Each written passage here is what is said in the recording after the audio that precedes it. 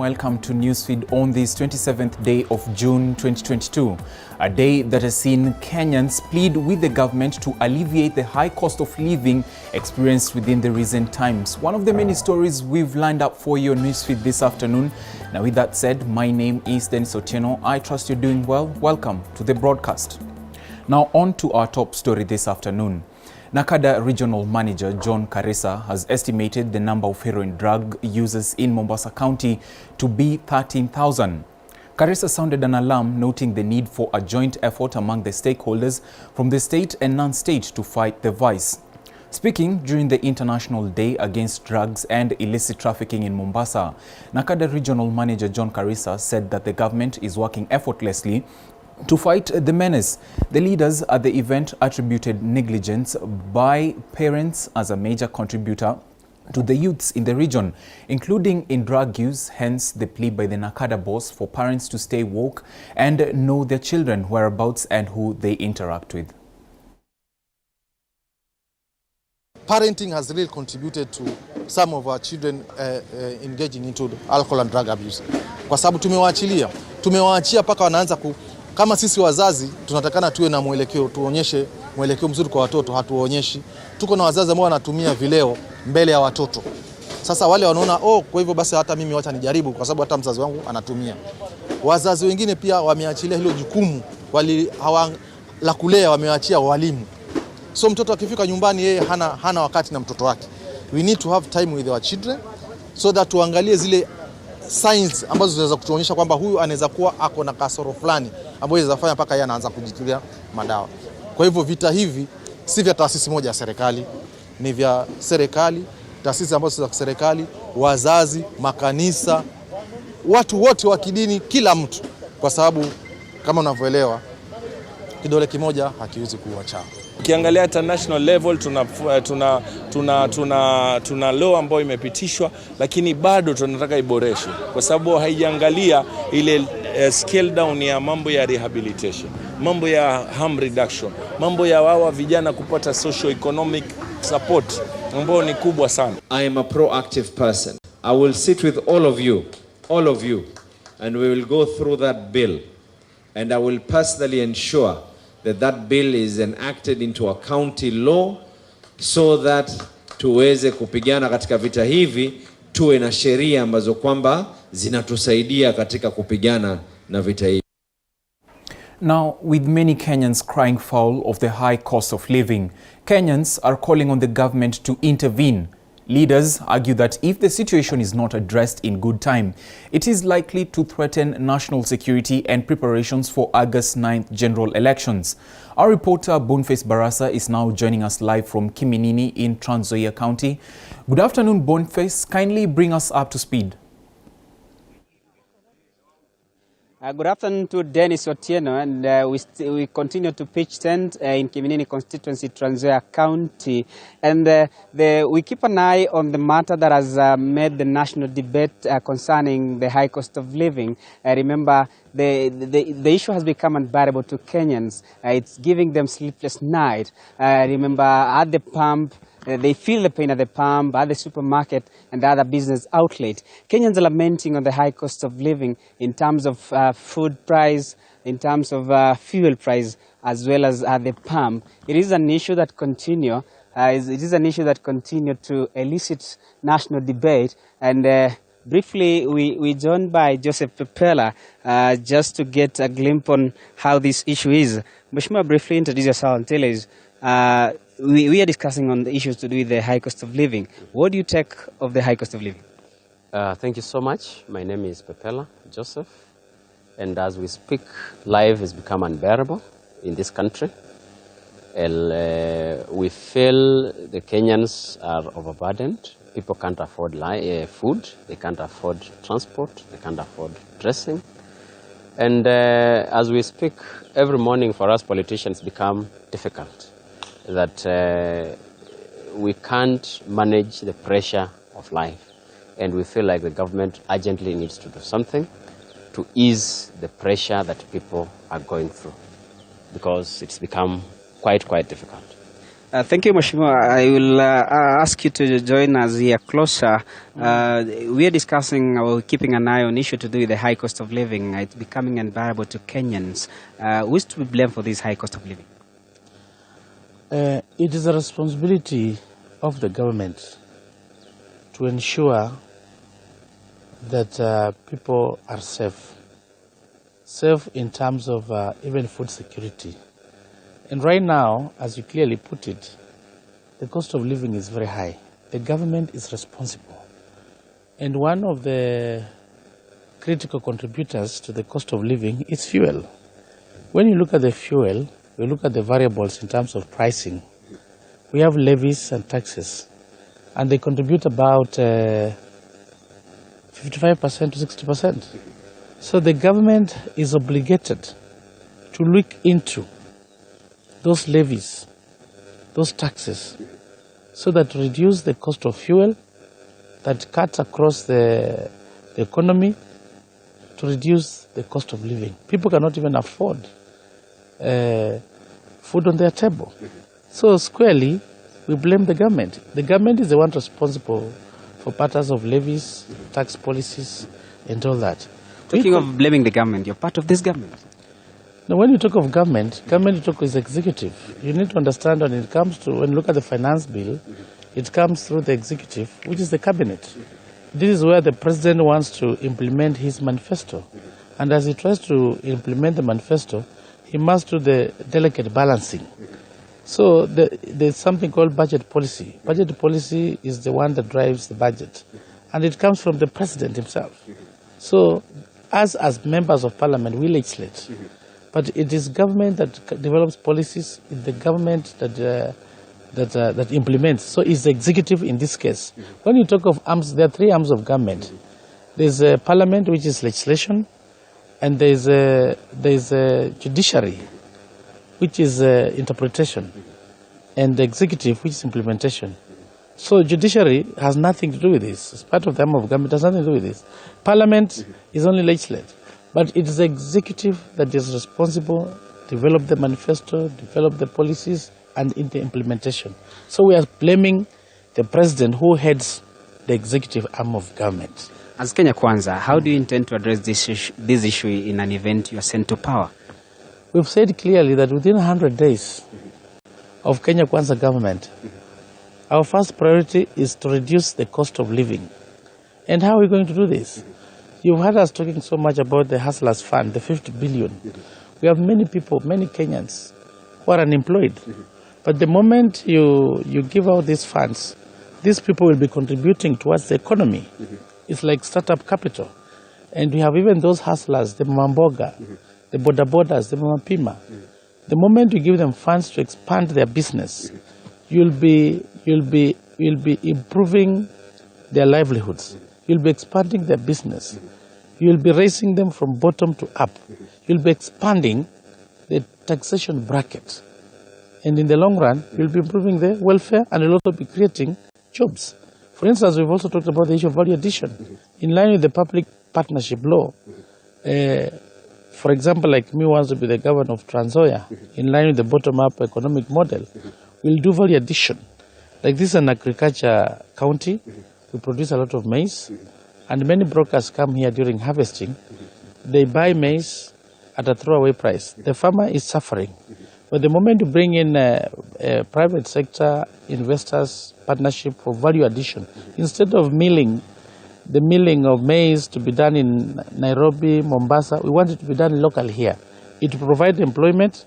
After doing value addition, it will increase the returns on the investments of farmers. Many farmers here, they are struggling.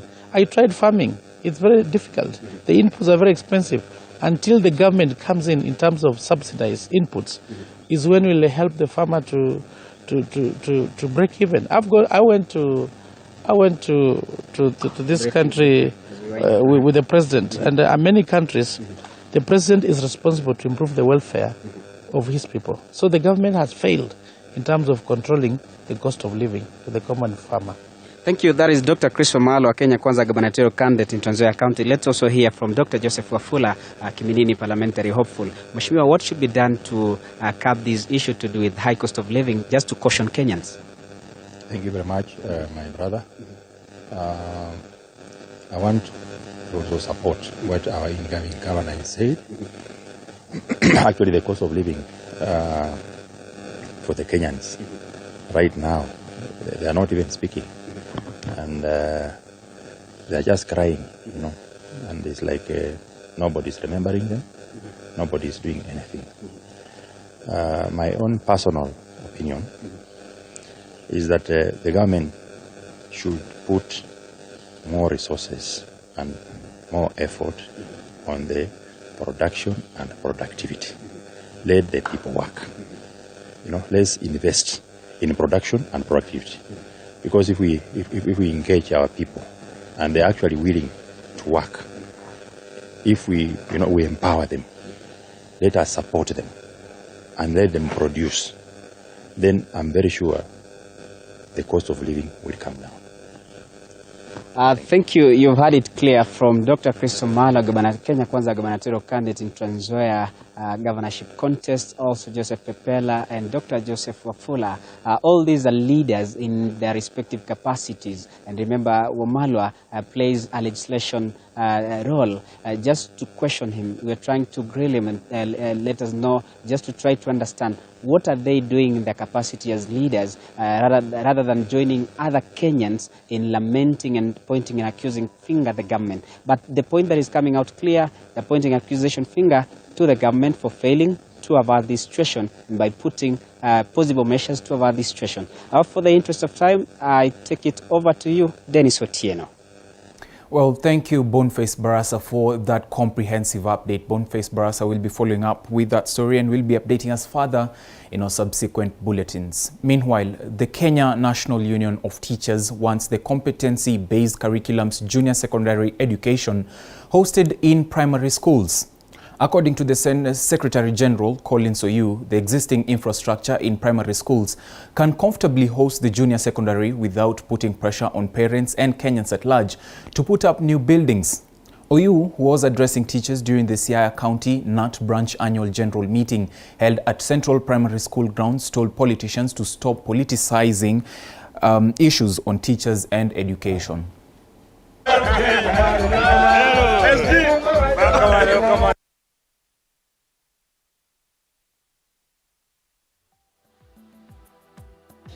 Junior secondary is said to be domiciled in secondary schools.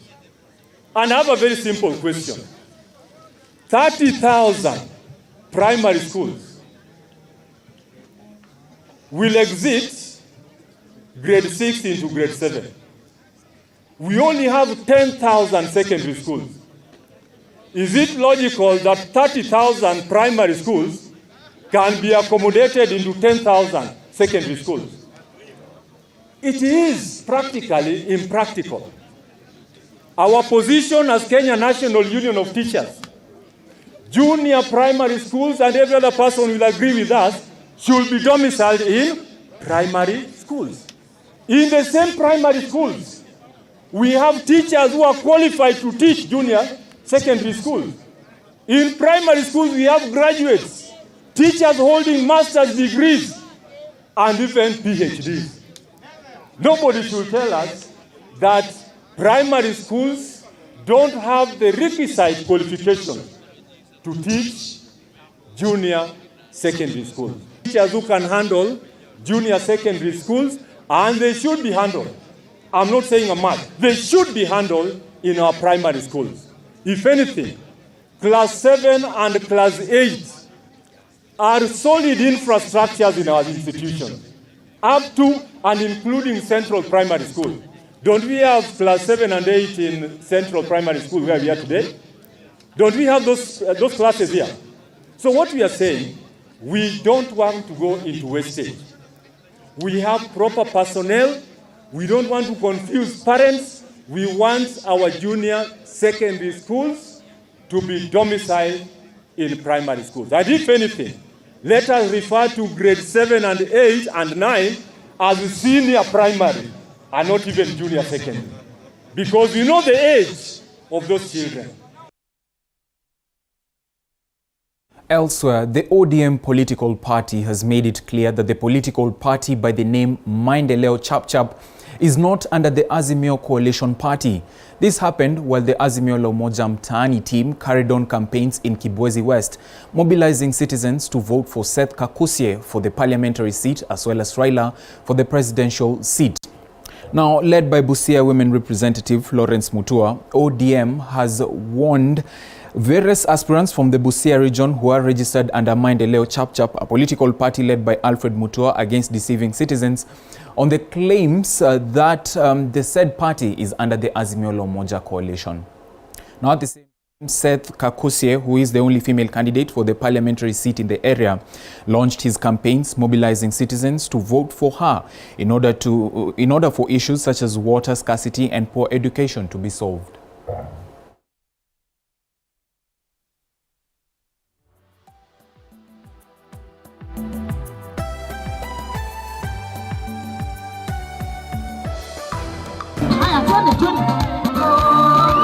Kuomba kura. Mutanipa kura?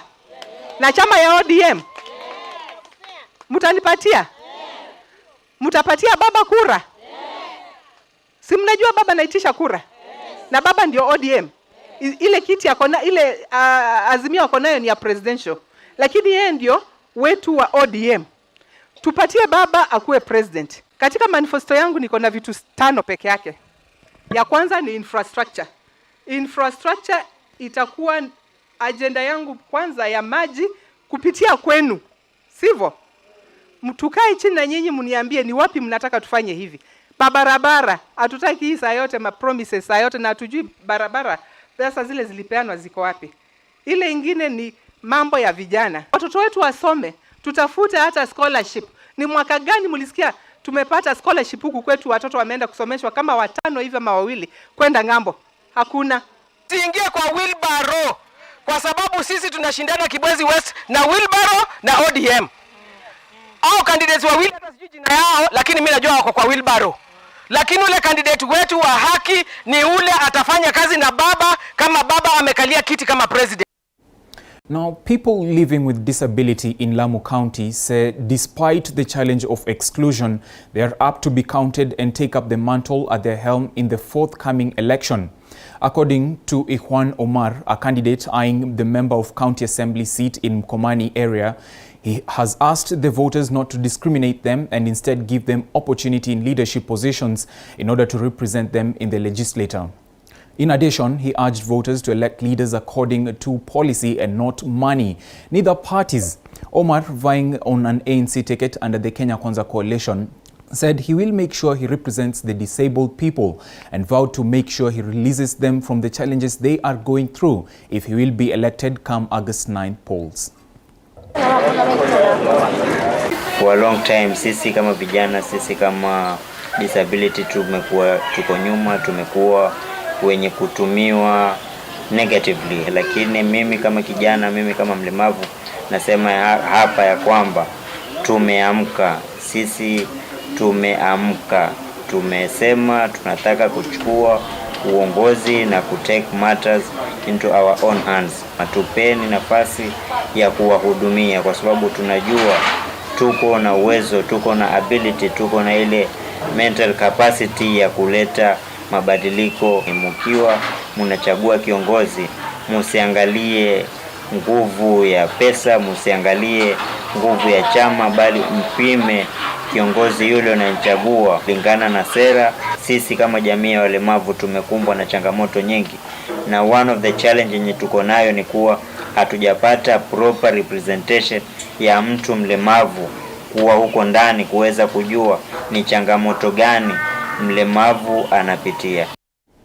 The United Democratic Alliance UDA Mombasa fraternity are currently addressing the press regarding the just concluded Kenya Kwanza Coastal Regional Tour.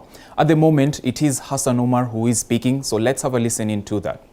Ambao pia tuliangazia masala ya wale ambao waliotoa huduma ama walifanya kandarasi na county masala ya tenders, na mpaka leo hawajalipwa mapato yao, mabiashara yao yameanguka, mali yao yamechukuliwa na mabank walizokuwa wameweka kama rahani na kadhalika. Sisi tu katika siku 100 za kwanza, kwa uwezo wa Mungu tutawalipa wote wale ambao ni kweli wamefanya kazi na hawajalipwa mpaka sasa, ili kuwaleta ama kuregesha hali zao za kimaisha. Na wale na pale ambapo kuna dhara lilitendeka, county itaangalia tunaweza kumpa mtu fidia ya aina gani ili tuweze kurudisha maisha yake kwa hali ya afueni. Lingine tuliloangazia katika masala yetu ya leo ni masala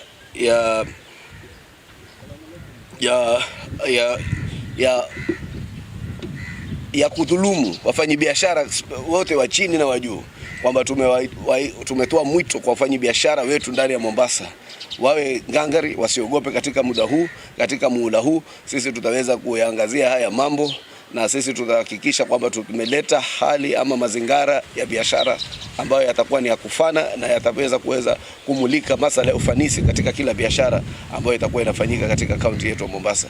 Kwa hivyo nimejaribu kabisa kuyaweka kwa mukhtasari, lakini la mwisho ambalo nafikiria ni jambo nyeti, manake hii ni kuonesha kwamba wao hawana imani na vijana ambao wako katika talanta tofauti, ni swala la ile stadium.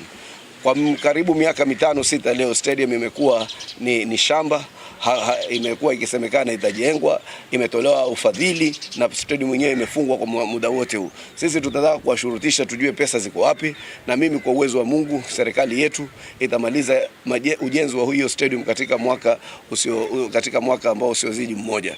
Kwa hayo mengi nafikiria nitamwata Hamisi Maguya naye aseme jambo moja ama mawili.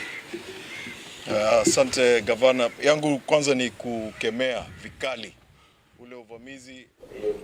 And it is our reporter Patronila Goren who will be following up with our story and updating us further in our subsequent bulletins. Those are the UDA members, or rather the Kenya Kwanza affiliate members, who are speaking in Mombasa town. But moving on, a section of elders in Nandi County has voiced their support for Azimio presidential candidate Raila Odinga, saying his candidature carries the aspirations of the citizens of this country. Speaking after meeting with the Azimio Rift Valley campaigns coordinator, Ambassador Stephen Tarus, the elder said Mr. Odinga has proven to be a selfless leader who always puts the need of the people ahead of his own, and exuded confidence that he stands the best chance of clinching this year's election after several futile attempts. This devolution we are enjoying in Nandi County is because of him. The first liberation, second liberation, and this is the third one. He has really participated. He is a national leader. Nobody can challenge a national leader like this. This is a man of the people. We wish him the best. Those of us who are here, representatives from across Nandi, are people who have offered to campaign for Raila Amolo Odinga, for the presidency of Raila Amolo Odinga. Why? Because we subscribe to his policies, we subscribe to the manifesto, and we subscribe to what he aspires to attain in Kenya. We share the same interest. In terms of whether this region is a zone for any party, I want to say that in this time and age, 21st century, you can only zone a place which is full of illiteracy. Elsewhere, Defense Cabinet Secretary Eugene Wamalwa has assured DAP Kenya candidates in Busia County that they will not be forced by anyone to step down for Azimio coalition candidates, but rather it will be done in a consensus way. Now, speaking in Akwa Bwait Primary School in Teso South constituency, Busia County, during the coronation of party's woman representative candidate Evelyn Omasaja, Wamalwa noted that all who have been cleared by IEBC and the party will run for various seats ahead of August polls, and the candidates not to worry about zoning by the coalition. Lakini msiwe na wasiwasi, sababu najua kuna wengi hapa candidates mna wasiwasi kidogo kwa mambo ya zoning, si ndio? Sisi leo tunataka tuhakikishe ya kwamba there is no candidate who will be forced out. Sawa sawa? Umeidhinishwa na chama, umeidhinishwa na IEBC na wewe you already cleared to run on the 9th of August. Sawa sawa? So if anything, kama kuna negotiations, it will be by consent. Consensus. Tuko pamoja? Hakuna yule atashurutishwa eti anyang'anywe awe blocked ama agandamizwe na Azimio. Tuko pamoja? Now, from Mombasa County, we cross over to Kajiado County, where Kitengela market mothers have vowed to elect visionary leaders and who will bring them development without discrimination. Basic structures, corruption, economic situation in the county are left behind for what they are saying is a wrong leadership in the area, wanting residents to vote in leaders for right of a common mwananchi. Now, former ex-deputy governor Joseph Manje wants to defend the positions under the first county governor David Ndekinaye under Azimio la Umoja coalition come August 9th polls general election. Kila mama anapewa 10 bob, alafu mbunge. Kama mama wa Kitengela, sisi tumeamua kuchagua ule atatufanyia kazi bila ubaguzi, sababu hata sisi tumejionea yale yamekuwa kiendelea hapo awali, na sasa tunataka Kitengela mpya na mambo mapya. Tunachagua kiongozi tunajua atatupeleka mbele kwa mwongozo mzuri, bila ukabila, bila chochote. Tumeona wale wametufanyia kazi na pia tumeona wale ambao ni wadanganyifu. Wale wametufanyia kazi tunawapa heko, na wale ambao ni wadanganyifu this time hatudanganyiki tena. Tumekuwa tukichagua viongozi hawatufanyii kazi. Kwa hivyo kama mtu hafanyi kazi hata akiwa kabila gani, na umesikia Rakita akisema hata ukiwa Masai na hujui kufanya kazi, wewe enda nyumbani. Elsewhere, youth in Mombasa County have expressed their willingness to vote during the upcoming August 9th polls. According to them, contrary to the popular belief that many youth do not care about voting, they, among other things, hope to exercise their democratic rights and choose leaders of their choice. They have, however, decried the high cost of living in the country, saying if they had an opportunity to meet whoever the president will be elected, they will want him to address youth unemployment gap and debt burden that is making life unbearable in Kenya.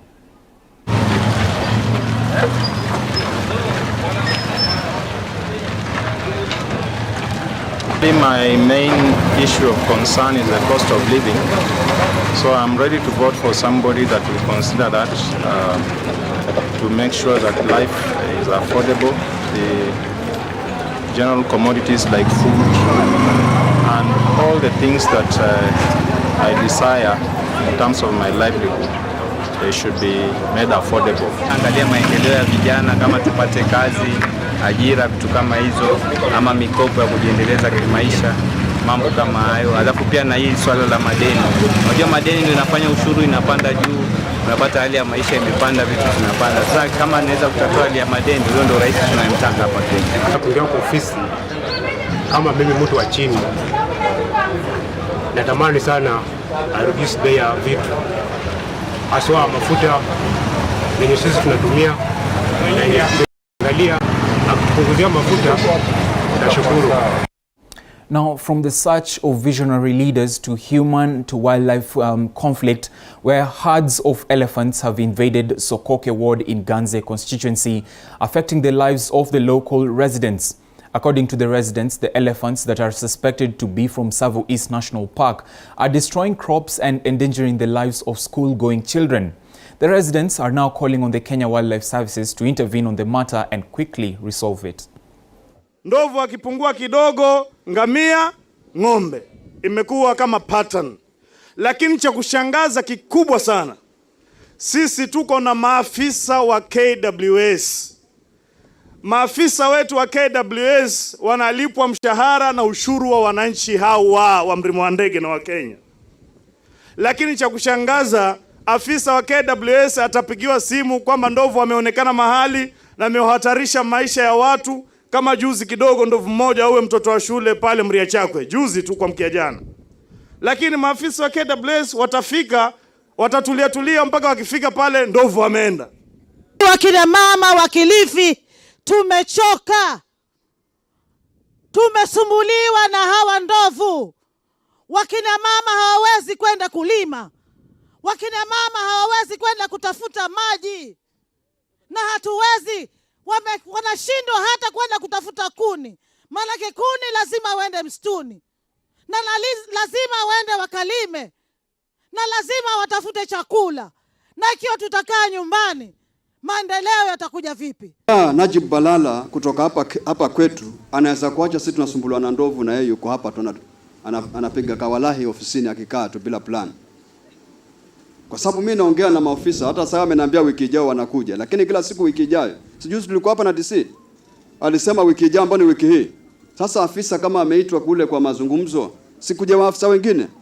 Kwa hivyo tafadhali Waziri Najib Balala, kama kijana wetu wa pwani, tusichezeane. Tunataka hawa ndovu watoke mara moja hapa kwetu.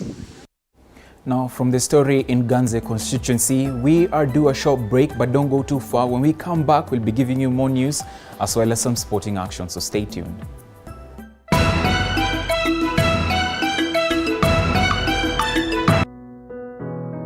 Despite being visually impaired, he is a jack of all trades. It is our quest to find answers on how to take care of children with special needs and those with disability. You do not need to see musical notes to understand music, but rather to have your soul feel the vibe.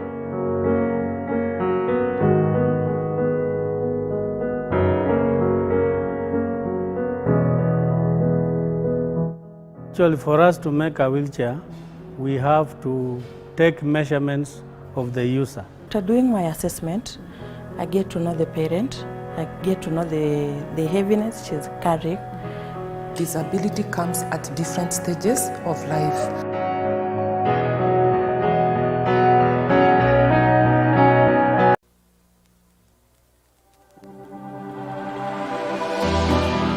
How well do you know what's happening around you?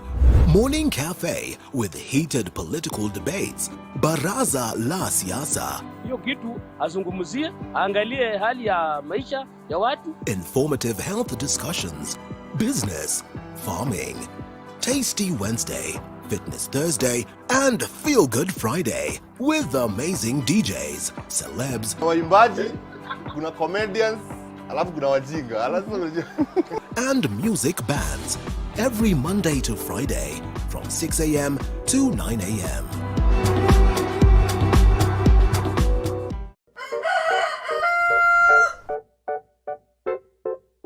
The next set of millionaires are farmers, as we know agriculture has been and still is the backbone of our economy.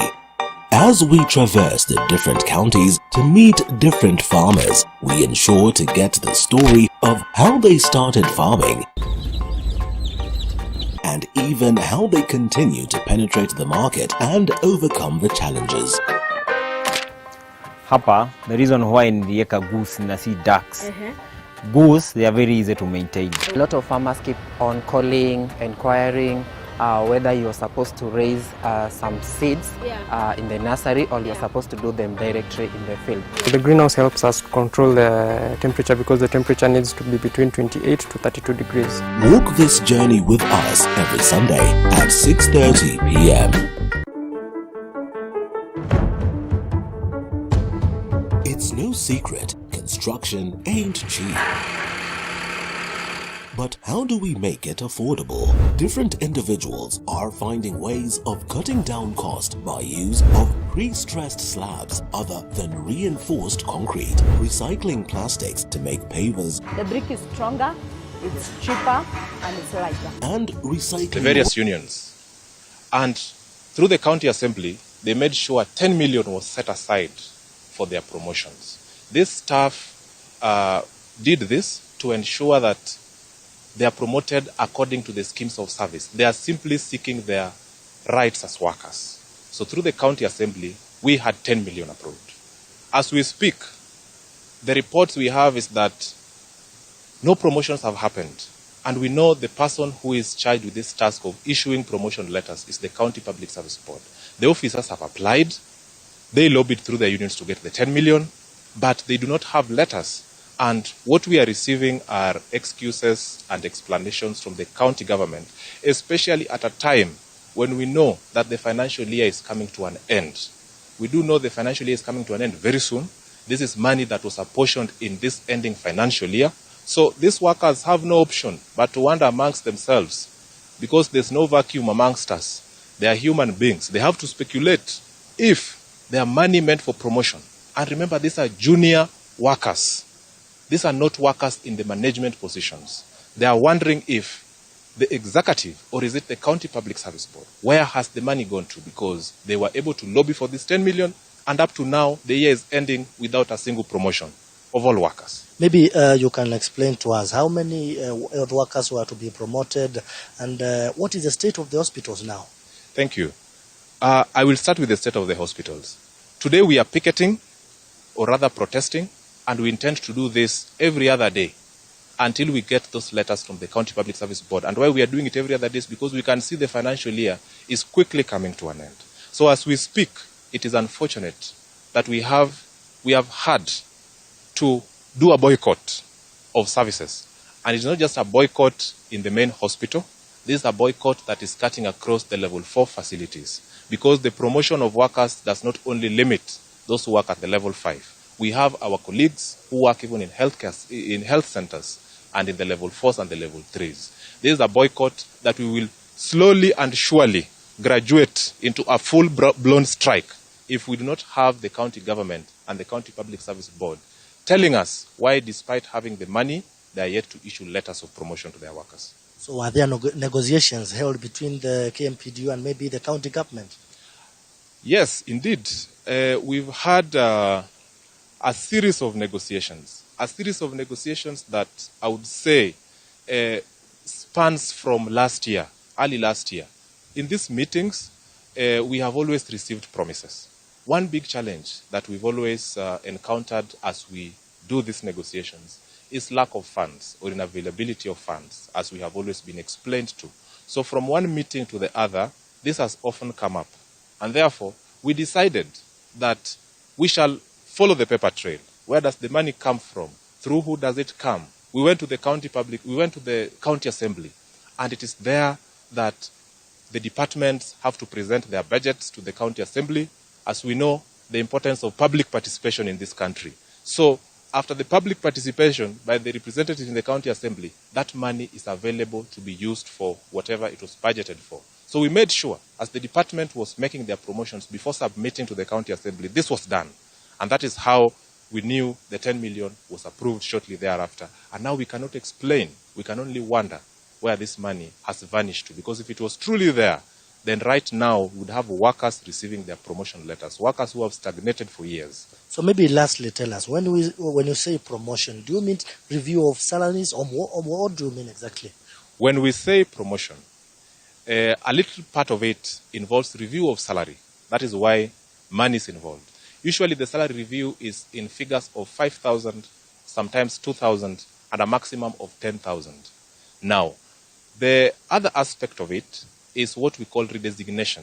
We have members of staff who, because of the desire to continue giving their best to the patient that they care for, they want to improve their knowledge. So they go to school, they go for trainings, some even go overseas, so that when they come back, they have that shared experience to offer the best service to the patient. When those people come back, they need to be redesignated.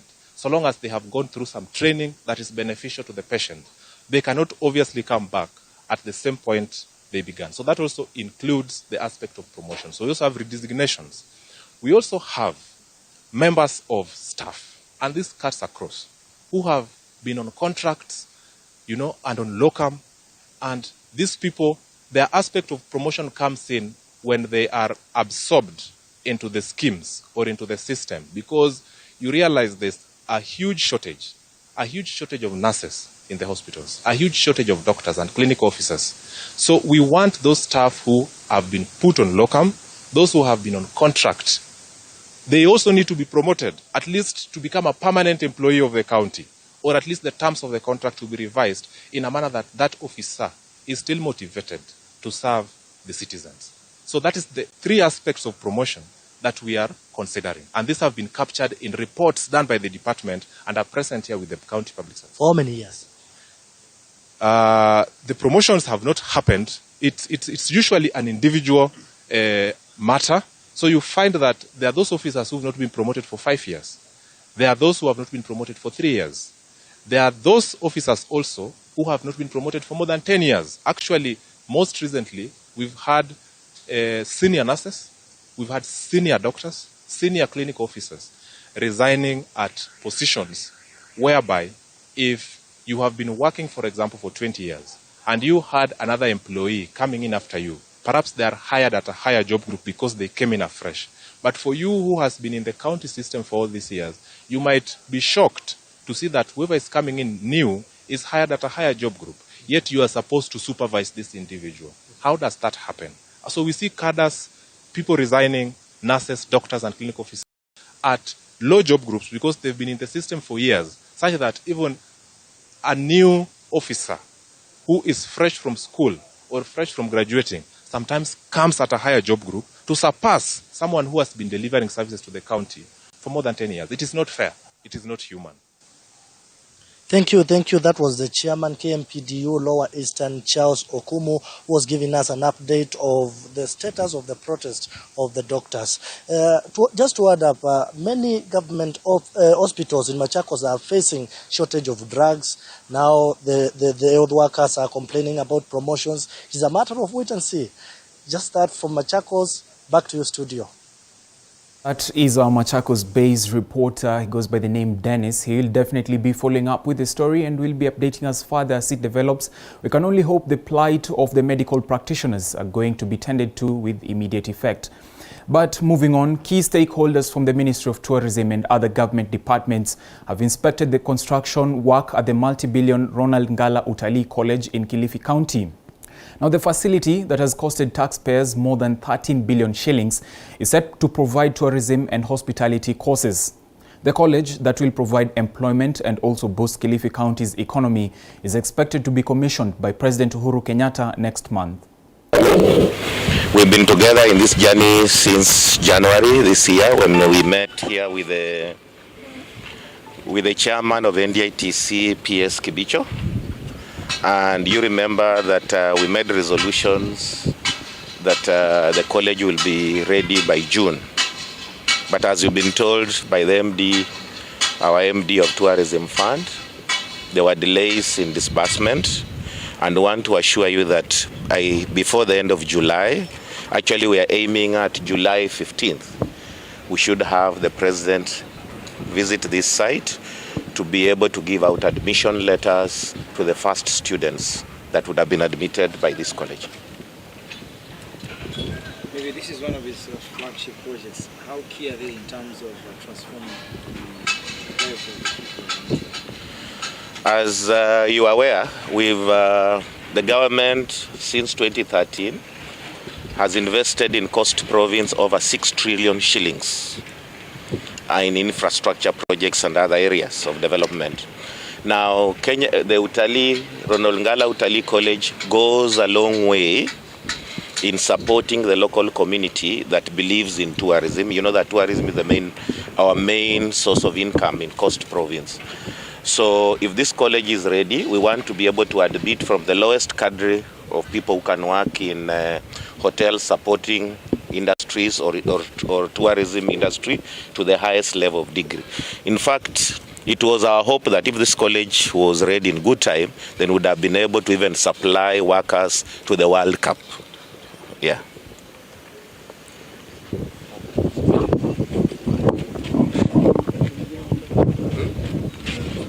And I think it's worth just adding, we are determined that the president who was able to unlock for us this project, you're aware that this project started in 2012. So it took the executive order number 1 of 2019 for us to be able to bring it back. And now, moving on, the Kenya Women Teachers Association, KEWOTA, is now demanding quick measures from the Ministry of Education and various stakeholders in the education sector to curb poor mental health among teachers in the line of duty. Speaking after meeting and empowering teachers from special schools, KEWOTA, led by Chief Executive Officer Benta Opande, noted that there was an increase in the suicide rates among teachers in the line of duty, especially those in the public domain. At the same time, Keota Chairman Dorothy Muthoni said the teachers possess the freedom of support to any political union, but to be careful when doing so as the teaching profession should still hold its dignity even after the elections. The main issues we are sensitizing our teachers on today is one on mental health, because research has shown from the Aeon Minet company that there is a real problem with the teachers' mental health. A lot of teachers are depressed for issues that are now open to the public, and even the heads of institutions are under a lot of pressure. And if we see from what you report that a lot of teachers are losing their lives and sometimes even the lives of their families because of mental health. We represent teachers from every device of the political party. We do not subscribe to a particular political party, and because teachers are free to join a political party of their choice. Let us go to politics, let us go there and propagate peaceful elections, because at the end of the day, elections will come and they'll go. The teaching fraternity and the teaching career will be there over the ages, even after the political season. Now, it is a relief for reggae music fans in the country after renowned Jamaican reggae artist Eric Donaldson arrived in Kenya City, Nairobi this morning ahead of his Saturday live performance. Donaldson is expected to perform at the Carnival Grounds in Nairobi during the International Reggae Day this Saturday, July 2nd, 2022. The event, which is being presented by Island Vibes Kenya, will also feature several local acts. Donaldson is better known for his hits including Sherio Baby, Mr. Pirate, You Got to Let Me Go, among other reggae songs.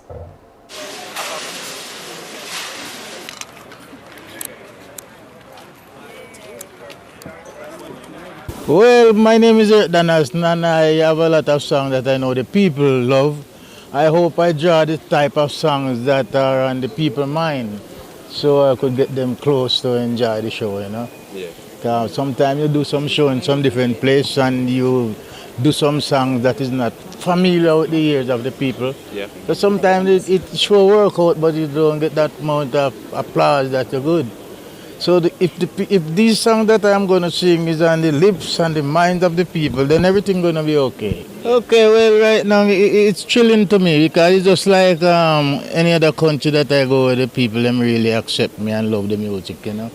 There'll never be sun shining every day. Oh no, come take my umbrella. Oh little Cinderella. Oh cherry, oh baby. Don't you know I'm in love with you? If you don't believe it's true, yeah!